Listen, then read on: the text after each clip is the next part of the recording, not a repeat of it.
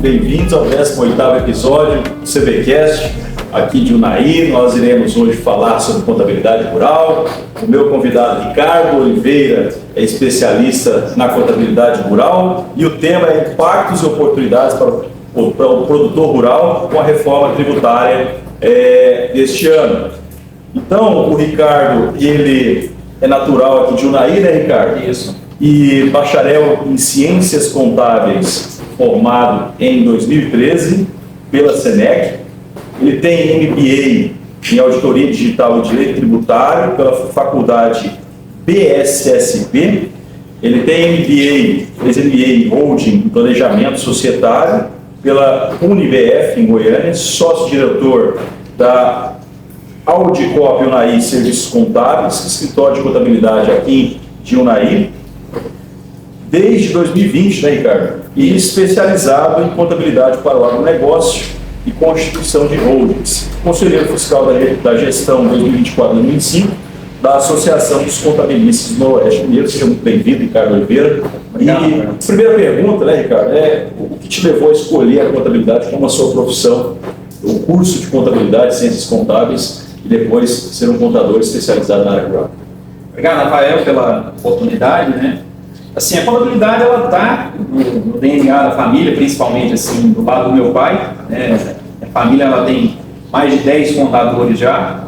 E a questão do agronegócio, assim, é até uma curiosidade, né? Dificilmente alguém, quando ele entra no escritório de contabilidade, ele gosta de atuar na área do produtor rural, na área do agronegócio, né? Porque, via de regra, assim, o produtor rural, ele não gosta dessa parte burocrática, da parte administrativa.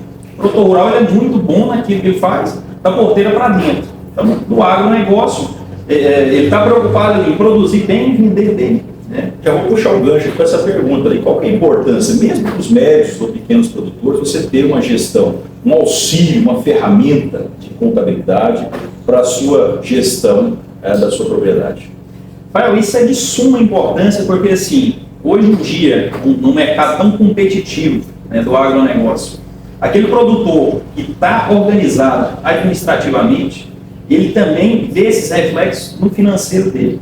Então, assim, ele consegue acompanhar melhor, traduzir aquela produtividade, a questão dos preços das commodities em números, né? A contabilidade fornece, por exemplo, até um fluxo de caixa, desde um fluxo de caixa até o demonstrativo de resultado do exercício, que significa que você vai verificar o que está te dando lucro, o que está te dando prejuízo, qual é a atividade econômica que está dependendo ali de um upgrade, né, de uma evolução, ou mesmo de mudar o plantio, modificar a quantidade de vezes que planta, o produto que está sendo plantado, né? Se for no caso da pecuária, mudar o sistema de cria para recria, enfim. A contabilidade auxilia nisso. Sem sombra de dúvida. Então, assim, a contabilidade, ela é uma ferramenta extremamente importante, principalmente para traduzir em números, né? Trazer essa realidade para o produtor rural para ele poder analisar esses números. Então, assim, nessa questão de custos, tem coisas que fogem ao alcance do produtor, né? Como o preço da soja, que ele vai comercializar agora quando ele estiver colhendo, né? Os fatores climáticos é outra coisa que ele não consegue controlar. Mas ele acompanhar, por exemplo, o custo de manutenção que aquela colheitadeira está produzindo, né? Isso ele pode controlar. Ele pode fazer um acompanhamento. Ele tem duas colheitadeiras ali do mesmo ano. Uma está gastando 30% a mais que a outra. Será que não está na hora dele, de fato, renovar a frota, vender essa máquina e adquirir uma maquinário novo, né? Com menos custo de manutenção? Então, assim, a contabilidade, ela é uma ferramenta que pode trazer isso para o produtor rural para essa tomada de decisão. Certo, então auxilia demais as informações da contabilidade para a gestão do negócio dele. Sim. E ele, claro, vai se cercar de profissionais especializados da área, mas também vai procurar ficar preocupado um pouco com essa parte, porque senão é um tipo de coisa que a gente sempre coloca, né? Você tem, às vezes, a propriedade que tem um valor agregado muito grande, tem um insumo aí de um valor muito grande, mas às vezes não tem a profissionalização adequada por falta de interesse do produtor em melhorar a sua gestão. Sim, realmente esse é um ponto crucial. Mas, Ricardo, passando agora para a questão do tributo, né, dos impostos, taxas, contribuições e tal, O planejamento tributário pode ajudar o produtor a pagar menos imposto. A gente está falando aí, então, de ilusão fiscal, se é um planejamento tributário dentro da lei, um planejamento lícito, né? Isso, diferentemente da evasão, né? Que exatamente. A gente tem que então, esse é um ponto. O planejamento tributário, como é que ele impacta na vida do agro? Rafael, a gente tem notado isso, né? Que o produtor rural, quando ele faz, de fato, a elisão, né? Que é aquele planejamento tributário, visando, né, reduzir a sua carga tributária de maneira lícita, né, e aonde ele vai ter uma segurança fiscal, uma segurança jurídica, ele colhe muitos resultados, porque assim, ele consegue reduzir uma carga tributária, consequentemente ele aumenta a sua margem de lucro.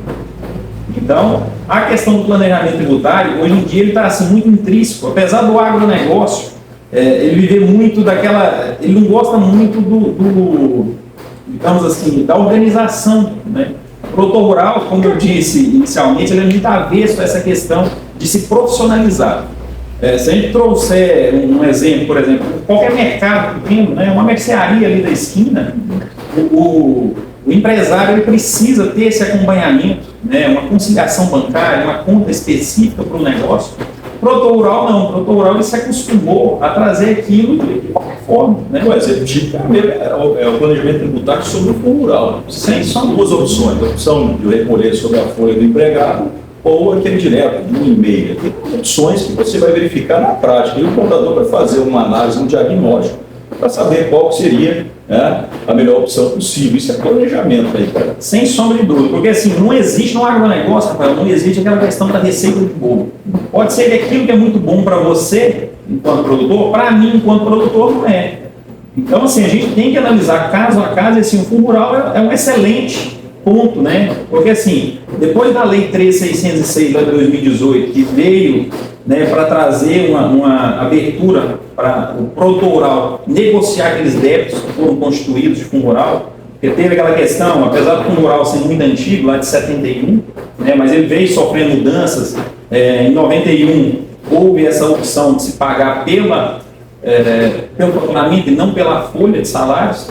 Depois, em 2018, veio novamente a possibilidade que aí fica a critério do produtor. Então, assim, isso é um ótimo exemplo da gente discutir sobre planejamento, onde o produtor planeja aquilo que for mais benéfico para ele. E já nós vamos falar da Lei Complementar 214, de 2025, foi sancionada ontem, foi publicada hoje, né, dia 17 de janeiro de 2025, que traz a reforma tributária com alguns impactos aí no setor rural. Daqui a pouquinho a gente vai falar sobre ela. Eu queria que você me exemplificasse ou falasse um pouquinho das ferramentas que a contabilidade hoje possui, com o que você trabalha, com as tecnologias disponíveis para facilitar o seu serviço, cara. Sim. Assim, o agronegócio está vivendo um momento muito assim, é o que a grande maioria dos especialistas chamam de agricultura 4.0, né? Assim como se tem lá no campo a agricultura de precisão, onde se planta com taxas variáveis de semente, taxa variável para adubo, nós, em contrapartida, profissionais da contabilidade, a gente também tem se cercado de outras ferramentas, né? Softwares de agronegócio que buscam apurar o custo por talhão. Então, onde a gente controla ali, de fato, o custo daquele herbicida que está sendo aplicado, o custo daquele gesto que está sendo incorporado na terra para aumentar a sua produtividade, assim como ferramentas para captura de notas fiscais, de XML, extratos bancários, né? Agora com a figura do E-Social na folha de pagamento. Então, assim, a gente precisa se cercar cada vez mais de softwares preparados para trazer esse resultado, né? Trazer, de fato, uma informação confiável o produtor rural para ele ter essa tomada de decisão. Perfeito. Agora sim, vamos tentar falar um pouquinho da reforma tributária, Ricardo, para ver o que mudou, o que vai mudar na vida do produtor rural, principalmente no grande produtor, que tem um faturamento aí acima de 3 milhões e 600, né? E que é a maior da realidade local, de cidades do agronegócio. E como é que essa reforma vai impactar, né, esse setor? Então, o primeiro ponto, né? Como é que você vê essa mudança? Ela foi positiva para o produtor, para o setor do agro, ou ela é uma mudança que vem sendo vista com algumas ressalvas? Eu tenho muitas ressalvas em relação a essa mudança, principalmente assim, como eu estou atrelado, né, trabalhando muito com o agronegócio em si. Então, assim, inicialmente esse limite, né, de 3.600 para aqueles produtores que são considerados menores produtores, né, produtores de pequeno porte. Na verdade, assim, é um limite, e apesar deles fazerem um contraponto com as micro e pequenas empresas, né, pensando no estatuto delas, da criação do Simples Nacional, mas hoje a gente vê que a realidade do agronegócio é diferente. Só para explicar e deixar claro, né, a reforma ela vem dizendo que quem tiver faturamento de até 3 milhões e 600 por ano não é contribuinte desses impostos, do IVA, do CBS, do IBS, que são os impostos da primeira fase da reforma que traz sobre o consumo. E acima disso, ele obrigatoriamente será contribuinte. Né? Isso muda totalmente a forma dele lidar com os aspectos contábeis, porque ele vai ter que, né, obviamente, ter esse batalhão maior de profissionais para atuar nesse ramo, e ele, obviamente, vai ter que pagar o tributo, que não estão se planejando aí em torno de 28%. Esse tributo ainda não foi definido de maneira concreta, mas fazem uma antivisão aí de mais ou menos, né? E com o redutor de 60%, aqui a gente está vendo aí que o setor do agro vai ter esse redutor de alíquota, que gera aí em torno de 11,2% sobre essa carga. Parece que a visão é o seguinte: estão tentando facilitar, porque converteram 5 tributos, né, do consumo em praticamente 2, né, reduzindo, assim, pelo menos em tese, o manejo contábil desses tributos. Mas, para esse produtor, né, que tem esse patamar acima, realmente teve algumas mudanças que podem facilitar a vida dele? Inicialmente eu não enxergo, viu, Rafael? Porque principalmente aquilo que você abordou, o produtor rural, que ele estava acostumado a entregar um livro caixa, né? O produtor que hoje fatura mais de 4 milhões e 800 no livro caixa digital, que é uma forma de um SPED, né? Ele vai ter que ter, de fato, agora uma escrita fiscal, né? Porque ele vai ter que apurar débitos e créditos, né? Nas compras, ele se apura os créditos, e nas saídas, os débitos. Então, assim, é algo que hoje o produtor rural ele vai ter que se olhar com isso, né? Ele vai ter que conviver com isso de uma forma assim muito profissional, né? Essa é a palavra, para ele acompanhar de fato, fazer esses planejamentos, né? Eu faço assim um paralelo, por exemplo, esse limite de 3.600. Eu sou assim, estou me tornando tão crítico dele, porque lá em 2019, quando instituído o livro caixa digital, o limite inicial para entrega do livro caixa era de 7 milhões e 200. Então, ou seja, o dobro. Ou seja, nós tínhamos um perfil, tínhamos um parâmetro, né, que seria aplicável ao negócio de acordo com a realidade do que se produz nessas regiões, Bahia, aqui na ilha. Exatamente, Mato Grosso do Sul, Goiás, praticamente tudo. Exatamente, Cristalina, Mapitova, Tocantins hoje, regiões grandes produtoras. Exatamente. Né? Então, assim, isso deixa a gente com uma certa preocupação, porque assim, é um limite muito pequeno, né? Então, assim, não sei ainda a dimensão que isso vai poder alcançar, mas assim, eu vejo que vai estar mais atrelada ali à agricultura familiar, porque hoje qualquer produtor aí com 200 hectares, principalmente aqui na nossa região, plantando soja, milho, feijão, eles conseguem alcançar esse faturamento assim num ano agrícola, né, muito tranquilo. Então, assim, isso traz com muita preocupação. E o fato dessa reforma, né, essa lei complementar que foi aprovada, tratar apenas desses 5 tributos que você citou, PIS, COFINS, IPI, ICMS e ISS, ainda traz preocupação porque os tributos sobre renda não foram discutidos ainda, né? Eles vão passar por um segundo momento, uma segunda etapa da reforma que ainda vai ser discutida. Ficou de fora imposto de renda da pessoa física, imposto de renda da pessoa jurídica, IOF, né? Contribuição social, capital, sem falar nos tributos sobre patrimônio, né, que é o IPTU, IPVA, né, ITBI, ITR, sobre herança, né, que é o imposto ICMD. Então, quer dizer, isso tudo ficou de fora. Parece que o problema ainda continua. A lei, ela veio com 544 artigos. Sim, é uma lei extensa, né? complexa. O direito tributário nosso já é muito complexo. Sim, sem sombra. O nosso sistema ele é complexo.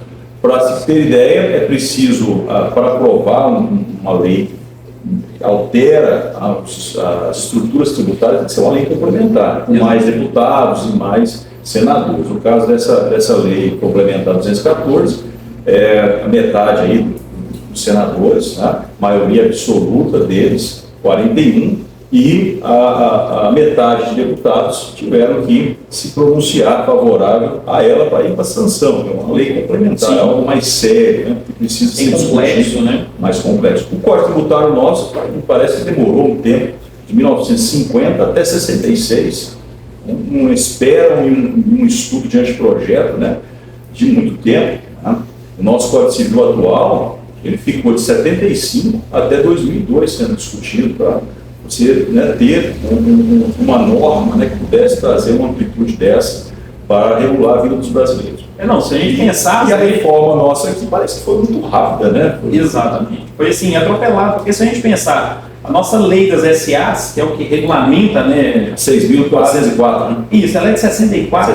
Se a gente pensar no aspecto do agronegócio, o Estatuto da Terra ele é de 66. Então, assim, foram leis que foram amplamente debatidas, né? Tiveram, assim, vários estudos, e essa lei complementar agora, ela foi, assim, a toque de caixa, né? Então, assim, não trouxe para o debate, de fato, para as minorias também opinarem, né? Para os diversos setores da nossa economia, elas trazerem o seu ponto de vista. Então, isso acaba causando, assim, uma certa preocupação. Perfeito. Nós falamos muito do produtor que tem essa rentabilidade acima de 3 milhões e 600. E aqueles que têm um pequeno, médio ali, que tem menos do que isso, né, por ano. Isso vai ter um impacto muito grande para ele? Como é que ele vai? Porque ele vai recolher, ele vai de certa forma sofrer o impacto, porque na hora que ele compra insumos ou alguns produtos, o imposto, a tributação está embutida. Sim. Será que ele tem algum benefício depois, quando ele for vender o produto dele? Vai gerar algum crédito para quem compra o produto dele? Qual que é a alíquota, o percentual, né, de crédito? Isso já foi definido? Já estão pensando ainda como vão aplicar? Não, essas alíquotas, na verdade, elas vão ser tratadas ainda, né, em lei complementar também, né, porque aí vai trazer a debate tanto o fisco estadual quanto o fisco municipal, porque de fato está se extinguindo o ICMS, que era um tributo do Estado, né, e o ISS, que é um tributo dos municípios. Então, as alíquotas em si vão ser discutidas num segundo momento, né? Vão vir, então, discussões para se tratar disso. Fala-se em 20% de crédito. Exatamente. Essa questão do crédito presumido, então, assim, como a lei ela é muito extensa, né? A gente está falando de mais de 544 artigos, né? Mais de 250 páginas. Então, assim, ainda não deu para a gente se aprofundar, né? É algo, assim, que vai ficar agora latente aí para os próximos finais de semana, para a gente debater, para a gente trazer a discussão, porque, assim, a lei complementar em si, ela vai trazer vários pontos que são interpretativos. Talvez o Rafael interprete de uma forma, o Ricardo interprete de outra, o João interprete de outra, totalmente diferente. Então, assim, é algo que a gente precisa trabalhar. Fazendo um comparativo dos produtores mineiros aqui de Minas Gerais com esse novo sistema da reforma, você vê alguma desvantagem em comparação, né, o próprio ICMS mesmo daqui e o impacto que isso vai ter nesse comparativo? Rafael, excelente pergunta, porque, assim, de fato, é um ponto, assim, para o produtor mineiro muito negativo. Porque o produtor mineiro que estava acostumado, né, nas vendas internas, a isenção prevista lá no artigo 294 do ICMS, ele não era contribuinte de IPI, ele não era contribuinte de PIS, não era contribuinte de COFINS. Então, assim, ele tinha uma carga zero, que agora vai inicialmente chegar aí, o que está sendo previsto, de 11,2. Então, ou seja, isso vai acabar apertando muito a margem do produtor, que em anos agrícolas ruins, como foi o último 2024 e a tendência agora de 2025, isso é muito complexo. O produtor ele não consegue pagar a conta, né? Ainda um pouco fora agora do nosso ramo aqui rural, mas que também vai ter algum reflexo para alguns produtores, também estão se criando, né, o imposto seletivo, que chama imposto do pecado, substituindo os outros. É uma novidade, né, nessa reforma. O que você pensa sobre esse imposto seletivo? Como é que ele vai impactar a vida das pessoas? Causou muita preocupação quando ele vem tratar, por exemplo, ele trata das bebidas, né, do consumo das bebidas, principalmente dos automóveis, né, porque aí pega-se aquela pegada do carbono zero, né, a tentar incentivar de fato o carro elétrico, né, que é algo que hoje está na moda. Você pega grandes centros como a China, lá o carro elétrico ele funciona por quê? Pela escassez de petróleo, né? Mas como é que você vai emplacar um carro elétrico nos Emirados Árabes, ali na Arábia, que é um grande produtor de petróleo. Então, assim, esse imposto seletivo, eu acho que esse, principalmente, é um ponto que deve ser muito debatido e trazer para um debate mais amplo para vários setores da economia, de fato, se posicionar a respeito, né? Porque da forma que está sendo conduzido, eu acho, assim, muito precipitado. Você acha que deveria ter um debate um pouco mais amplo? Sem sombra de dúvidas, né? Trazer os setores mesmo para a discussão. Ricardo, nosso podcast ele tem 20 minutos apenas, bem resumido mesmo. O tema é extremamente amplo, porque nós estamos trabalhando aqui com algo que é muito parecido até com o tributário. Ele mexe com duas preciosidades, que é a nossa liberdade e nosso patrimônio. Sim. Então, ele é um setor assim, extremamente sensível. A verdade é que guerras foram realizadas, foram feitas justamente em razão do peso tributário. É um tema extremamente sensível. Sim. Então, a verdade é que a nossa Constituição traz inúmeros princípios, a legalidade, a anterioridade, princípio da irretroatividade tributária, da capacidade contributiva, isonomia, para você olhar o nosso contribuinte, né, com as suas especificidades, olhar com as suas peculiaridades e cobrar o tributo na forma mais adequada, até para evitar a evasão, né? E você convencer o contribuinte a recolher o tributo de forma regular, a fazer o seu planejamento tributário dentro da lei,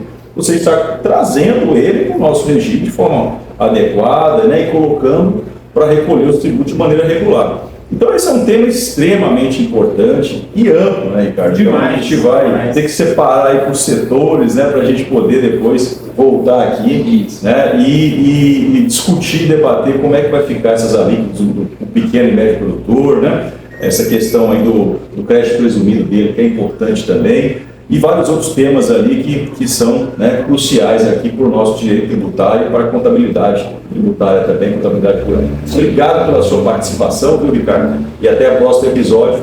Até mais. Eu que agradeço. Obrigado, Rafael. Isso aí, cara.